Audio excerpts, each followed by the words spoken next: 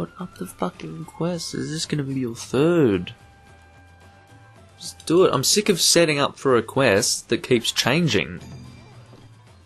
If this is a different one again, I'll be so fucking angry. Oh my god. Mate, I set up with a lightning hammer for your stupid Plesioth, then I set up this for your Baroth, and now I'm having to change again for your stupid Nibelsnarf. What do you want to do? I'm getting seriously fucking annoyed. Check out this Silas guy. He just like randomly mentions the elemental weaknesses, Ice and Thunder, but it doesn't matter, don't change your weapon. The game will be over faster than it takes you to change it. Don't get hit. Like this guy... He's really up himself because he, when he came in, he said, post your key quests, I'll carry you through them. Like, he's a bit up himself. He's only, like, hunter rank 270, like, seriously. Even my hunter rank of 335 is minuscule compared to what it should be, considering how old this game is. I just don't play it. So, I mean, this guy is taking the game pretty seriously and thinks pretty highly of himself, despite only being in the 200s for the hunter rank. You're gonna get raped, mate. Anyway. Just thought I'd let that happen. Just watch and enjoy, you know. Anyway, we are back in the next quest doing another Nibelsnarf. I mean, honestly, we did one kind of recently, the giant one more specifically. Capture, do what you want, like, honestly. You just want to kill the things, so... Because this is apparently a key quest for you. I can't really remember what the Hunter Rank 6 key quests are. But I'm assuming this is one of them. So all you really want to do is kill the thing, so it doesn't really matter whether or not it's captured or killed.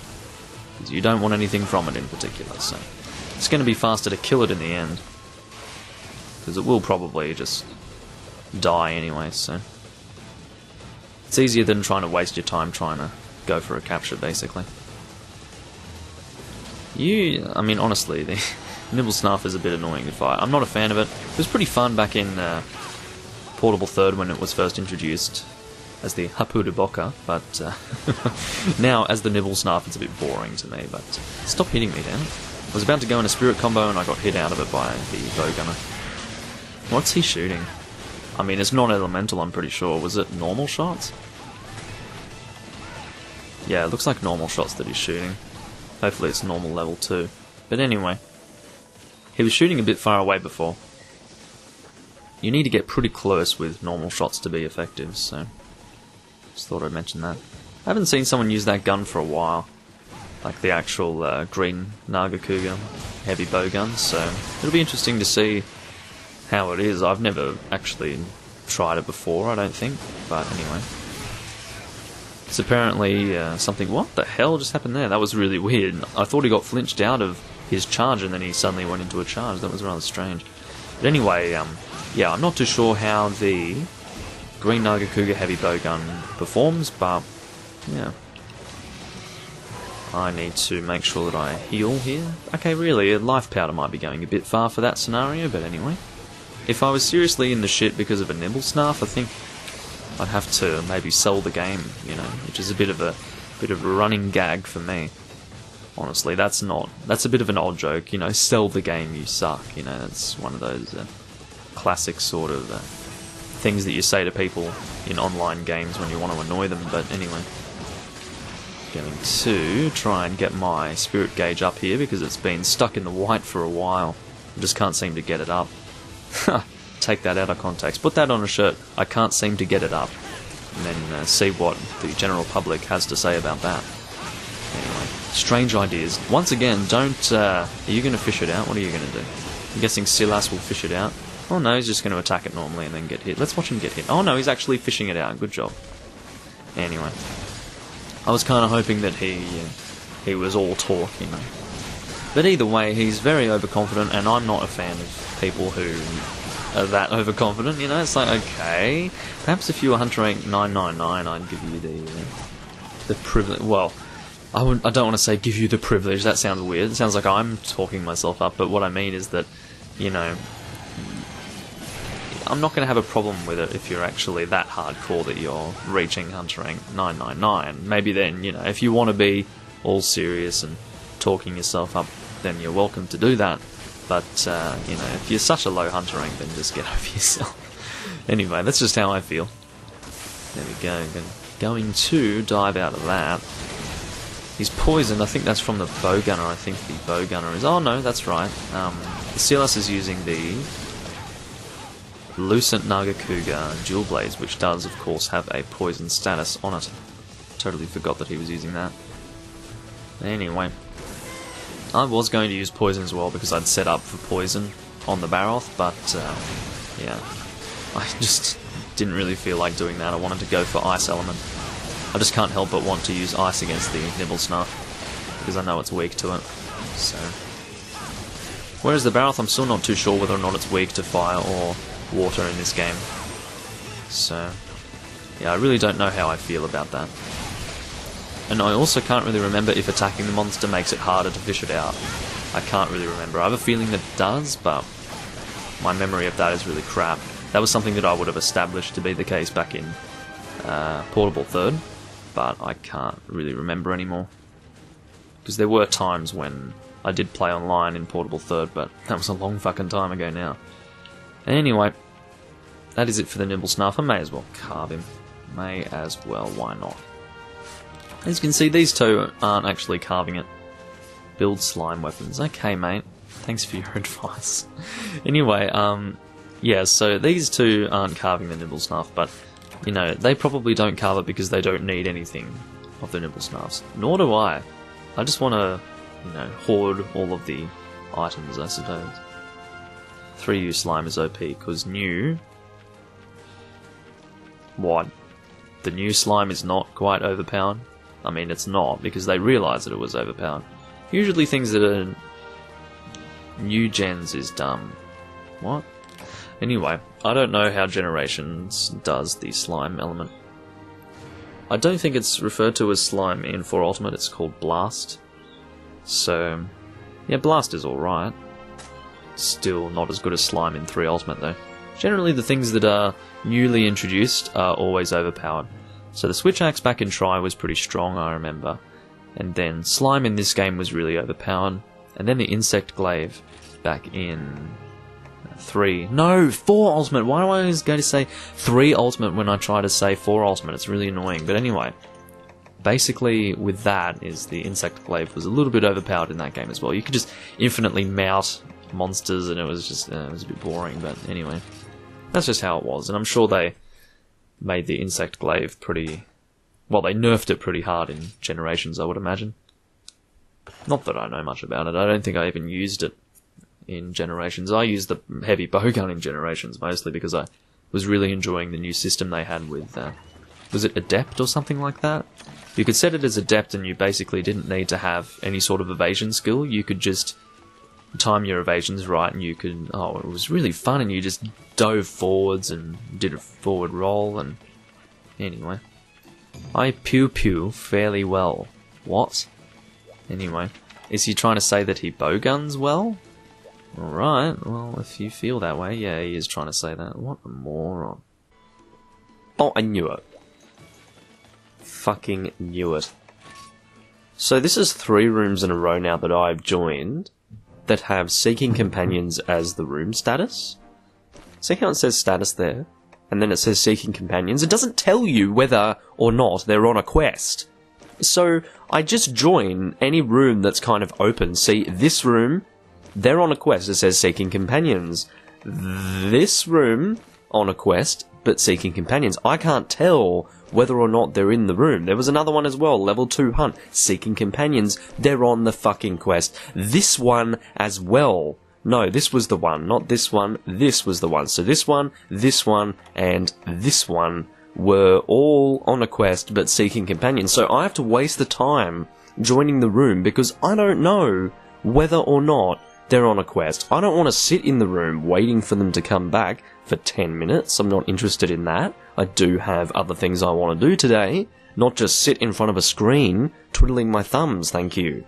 But it seems that I'm pretty much doing that at this stage because I'm wasting the time joining rooms that have Seeking Companions. Like, it makes no difference when you actually select Seeking Companions, and pretty much how you do that is hitting the gong.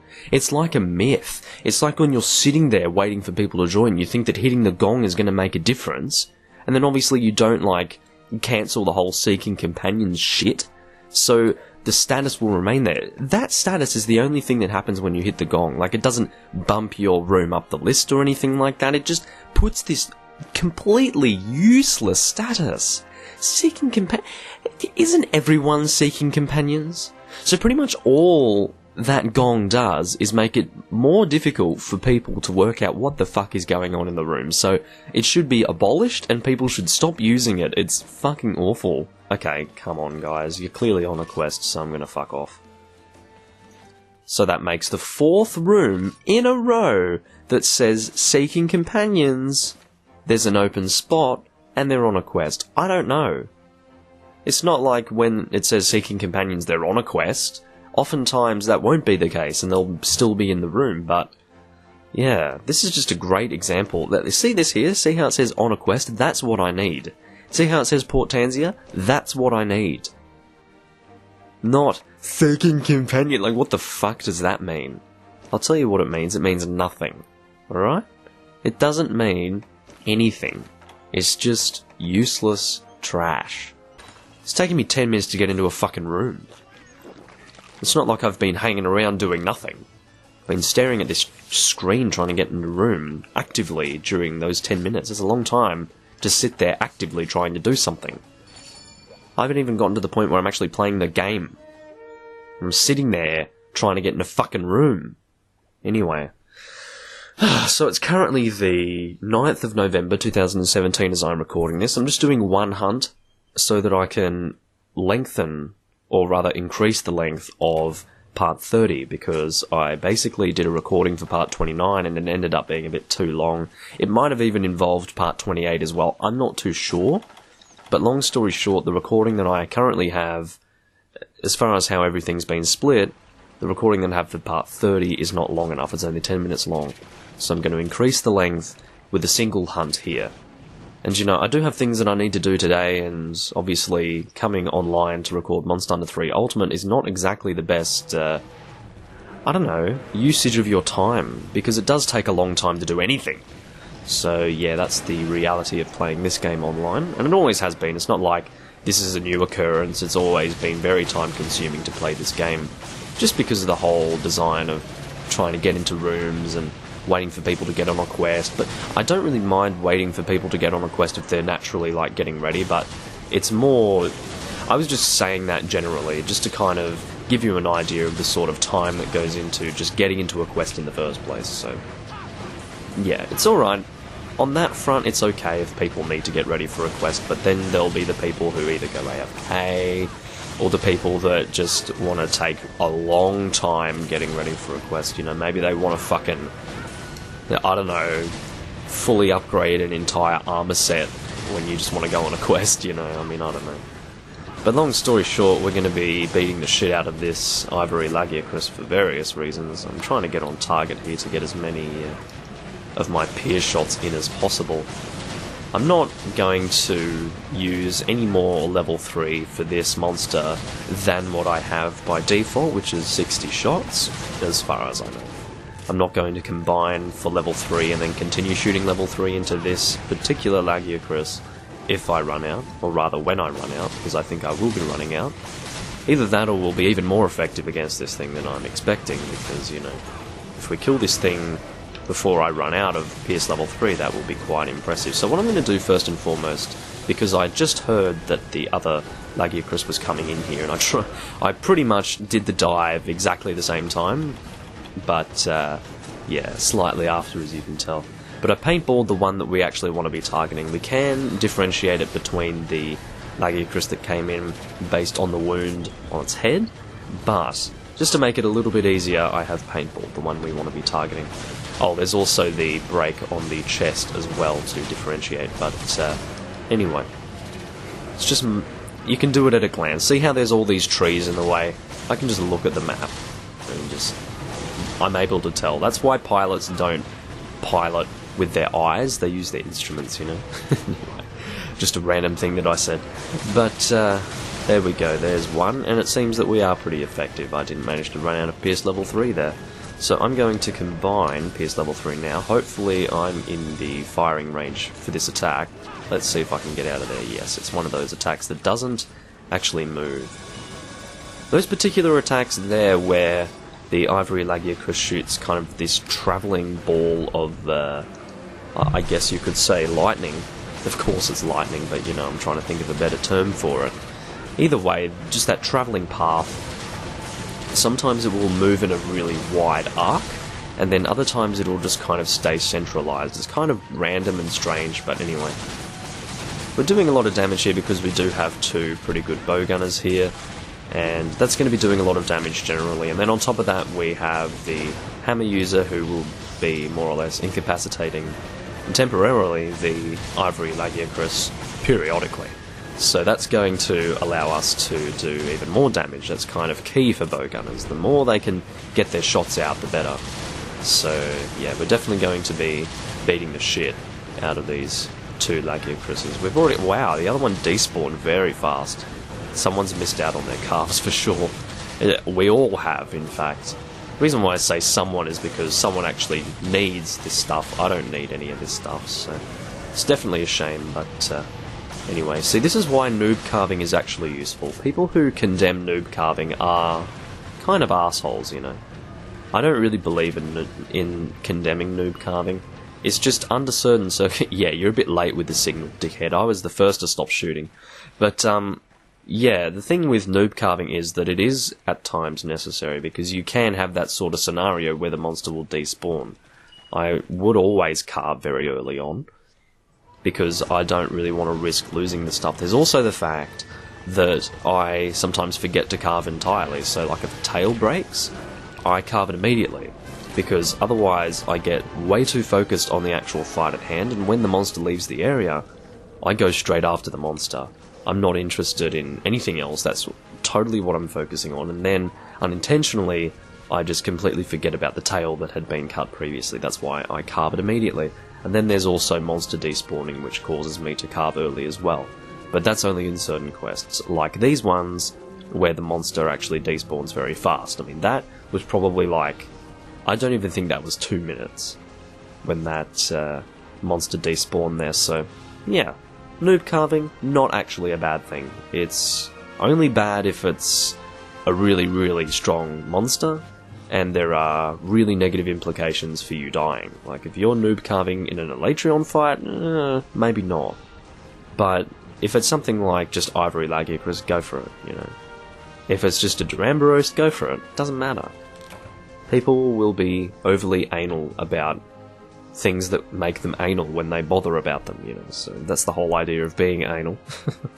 But, anyway, so I got 2 sapphires out of that, which is rather nice. I didn't actually double check to see what I was sending to my box there. Hopefully I didn't send anything that I had 99 of. I now have 99 shards, so I'm not going to send any more of those. Don't know about slog bones, I might limit my stacks on them as well. There are some items that I still haven't limited my stacks with yet. Keep in mind that I try to keep my monster parts to single stacks, just to kind of conserve space in my item box for combination materials, of which I will have multiple stacks. So, yeah. Anyway, I hope you guys enjoyed. That's all I'm going to be recording for today. I just needed to increase the length of part 30. I will see you guys in part 31. This is going to be uploaded the same day that I actually recorded it, which is the 9th of November 2017. It is currently a Thursday, and I'm going to be going into uni anyway to work on assignments, so yeah, I've been pretty much uploading almost every single day, I think. Apart from yesterday, I uploaded on Monday and Tuesday, skipped Wednesday, and now I'm going to upload this video on Thursday, so yeah, I don't want to break my weekly Monster Hunter 3 Ultimate thing. The reason why I almost broke it is because I had an entire week where I was just sick, so I wasn't able to record anything more for part 30 during that week, and I also need to record an update video for Skyrim, because that is a thing that needs to happen, and you'll see why if you are interested in those details when I do actually come out with a video. But definitely I had a period of time there where I just couldn't record anything, and it really did throw me off. It was kind of a pivotal period in my video recordings, because it was right when I needed to do the Skyrim update video. It was right when I needed to record more of Monster Hunter 3 Ultimate. It was right when I needed to record more Wind Waker HD, because that was the last week that I was able to get footage of the Tingle Bobble system before the Miiverse rather, got deleted, and I didn't get a chance to do that. I only did one recording on the final day, unfortunately, which was yesterday, but yeah, that's kind of what's happened, and I've been really busy this week as well, so I haven't been able to record for as long as I've been well, so yeah, really bad timing with that, but that's how life goes, I suppose. Either way, I thank you all for watching once again, and I will see you in part 31 of my video series in Monster Hunter 3 Ultimate. See you guys then.